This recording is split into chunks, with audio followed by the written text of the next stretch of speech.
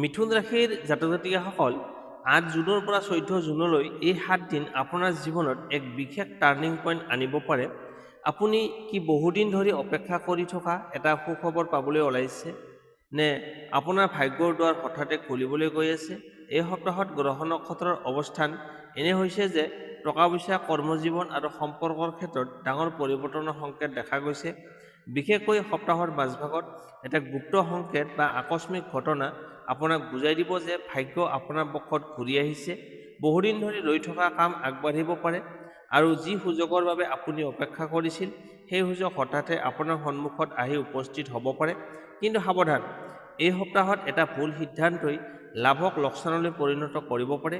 সেয়েহে এই সম্পূৰ্ণ ৰাশিফলটো শেষলৈকে চাই থাকক, কাৰণ মই ক'ম কোনটো দিন আপোনাৰ বাবে আটাইতকৈ শুভ হ'ব আৰু কোন গুপ্ত সংকেতে দিব ভাগ্য উদয়ৰ ইংগিত।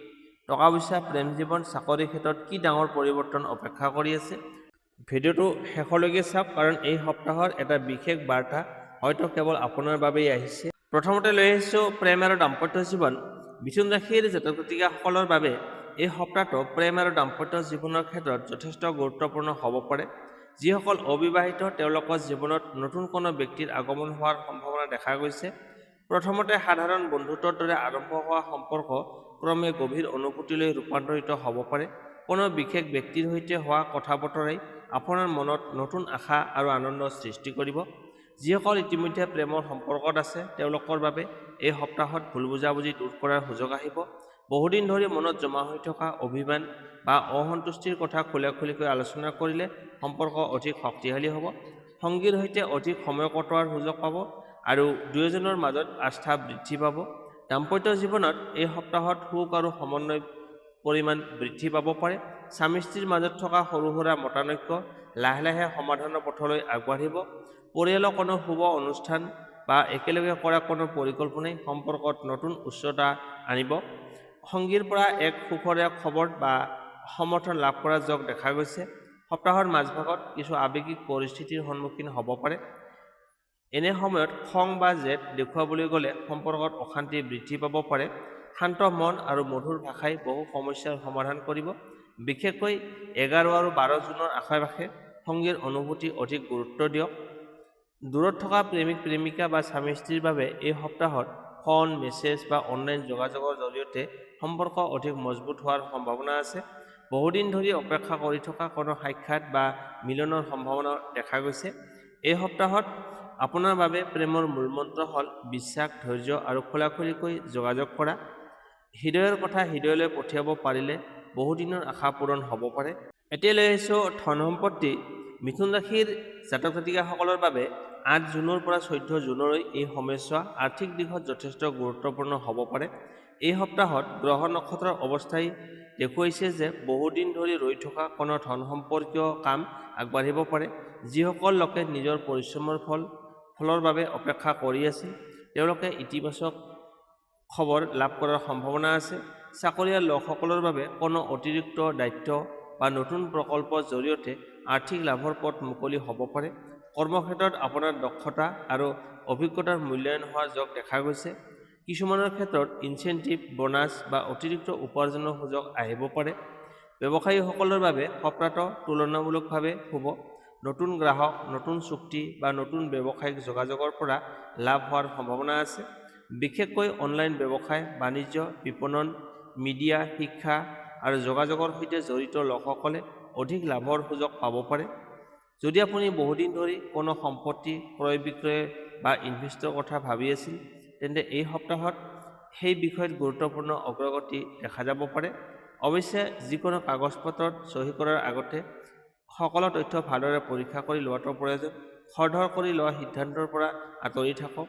সপ্তাহৰ মাজভাগত কোনো অচিনাকি উৎসৰ পৰা ধন লাভৰ সংকেত দেখা গৈছে। হয়তো বহুদিন আগতে ধাৰ দিয়া টকা ঘূৰাই পাব পাৰে অথবা বন্ধ হৈ থকা কোনো আৰ্থিক বিষয়ৰ সমাধান পাব পাৰে। কিছুমান জাতকে আকস্মিক লাভ বা উপহাৰৰ সুখবৰ লাভ কৰিব পাৰে। কিন্তু এই সময়ত অপ্ৰয়োজনীয় খৰচ বৃদ্ধি পোৱাৰ সম্ভাৱনাও আছে।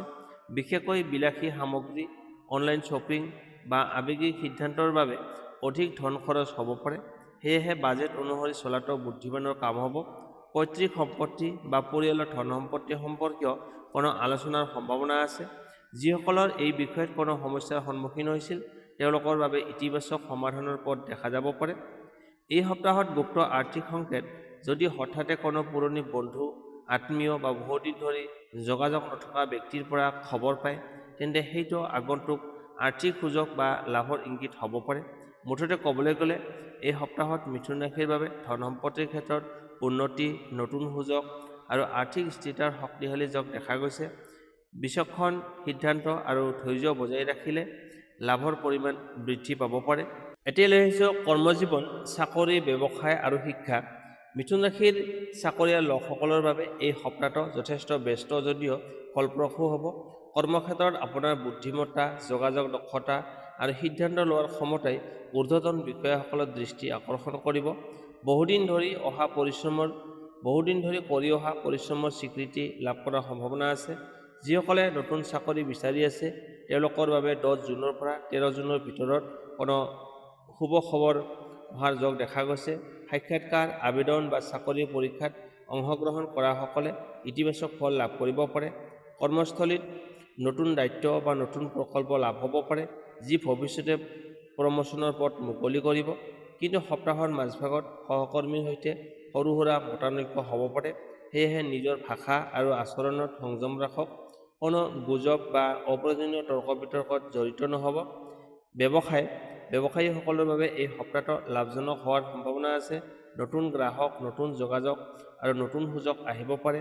যিসকলে বাণিজ্য, বিপণন, অনলাইন ব্যৱসায়, মিডিয়া, শিক্ষা বা পৰামৰ্শমূলক কামৰ সৈতে জড়িত হৈ আছে তেওঁলোকৰ বাবে বিশেষ লাভৰ যোগ দেখা গৈছে। বহুদিন ধৰি স্থগিত হৈ থকা কোনো চুক্তি বা লেনদেন পুনৰ সক্ৰিয় হ'ব পাৰে। ইনভেষ্টৰ ক্ষেত্ৰত কিছু সুযোগ আহিলেও খৰধৰ কৰি সিদ্ধান্ত লোৱাৰ পৰা বিৰত থাকক। সকলো তথ্য ভালদৰে পৰীক্ষা কৰি আগবাঢ়ক। সপ্তাহৰ শেষৰ ফালে কোনো প্ৰভাৱশালী ব্যক্তিৰ সৈতে হোৱা পৰিচয়ে ব্যৱসায়ত নতুন দুৱাৰ মুকলি কৰিব পাৰে। অংশীদাৰী ব্যৱসায়ত পাৰস্পৰিক বিশ্বাস বজাই ৰখাটো অতি প্ৰয়োজনীয় হ'ব। এতিয়া আহিছোঁ শিক্ষা ক্ষেত্ৰ। শিক্ষাৰ্থীসকলৰ বাবে এই সপ্তাহটো মনোযোগ আৰু অধ্যয়নৰ বাবে অনুকূল। যিসকল প্ৰতিযোগিতামূলক পৰীক্ষা, চৰকাৰী চাকৰিৰ পৰীক্ষা বা উচ্চ শিক্ষাৰ বাবে প্ৰস্তুতি চলাই আছে তেওঁলোকৰ আত্মবিশ্বাস বৃদ্ধি পাব। নতুন বিষয় শিকিবলৈ আগ্ৰহ বাঢ়িব আৰু শিক্ষকৰ পৰা বিশেষ সহায় লাভ কৰাৰ সম্ভাৱনা আছে। বিজ্ঞান, প্ৰযুক্তিবিদ্যা, গণমাধ্যম, ভাষা বা ব্যৱস্থাপনাৰ বিষয়ত ছাত্ৰ-ছাত্ৰীয়ে বিশেষ সফলতা লাভ কৰিব পাৰে। তথাপিও মোবাইল, ছ'চিয়েল মিডিয়া বা অপ্ৰয়োজনীয় মনোৰঞ্জনৰ বাবে মনোযোগ বিচলিত হ'ব পাৰে।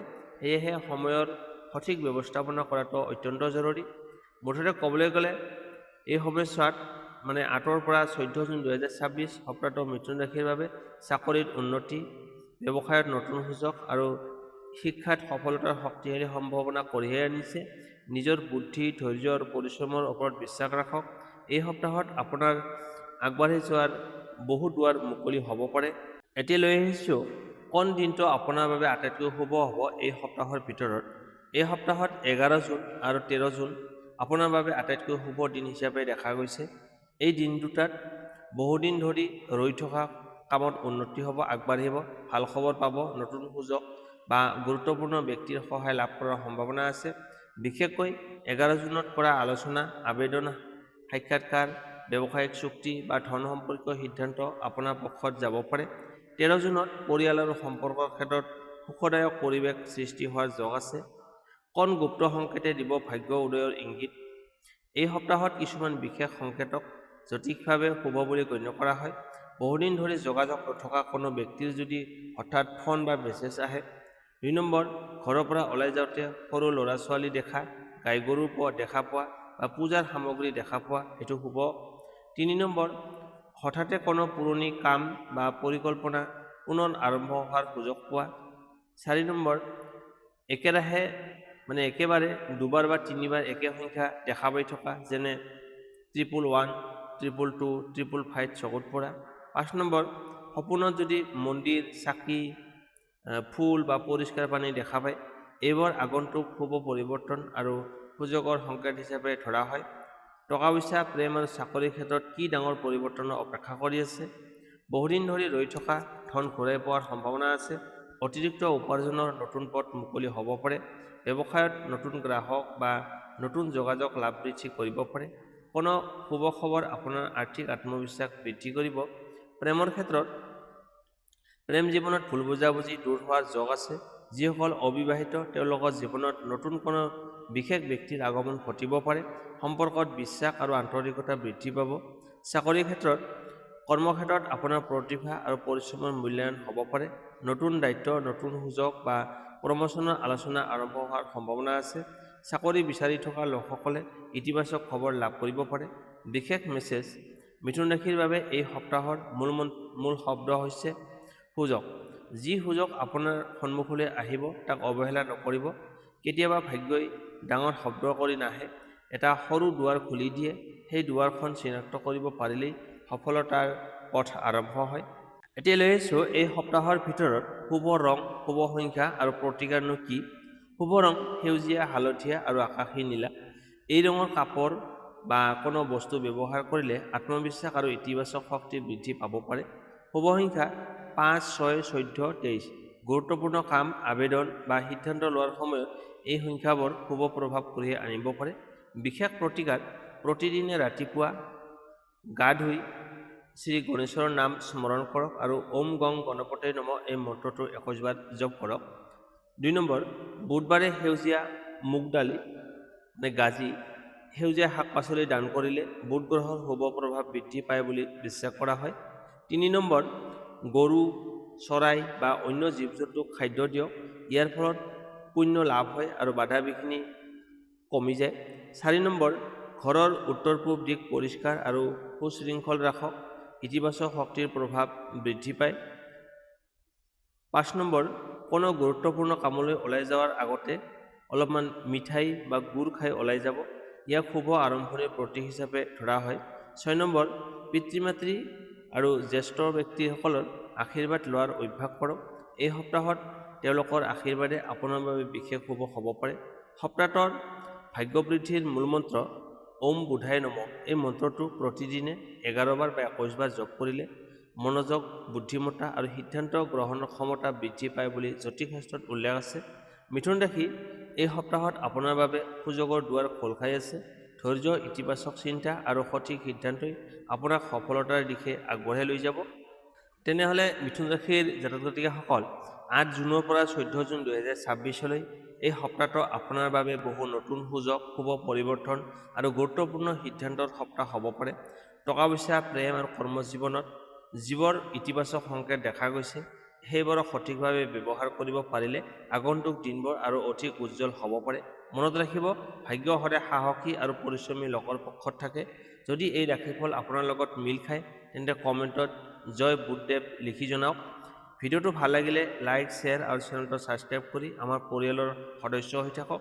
কাৰণ প্ৰতিদিনে আমি আপোনাৰ বাবে লৈ আহোঁ নতুন নতুন ৰাশিফল আৰু জ্যোতিষ সম্পৰ্কীয় বিশেষ তথ্য।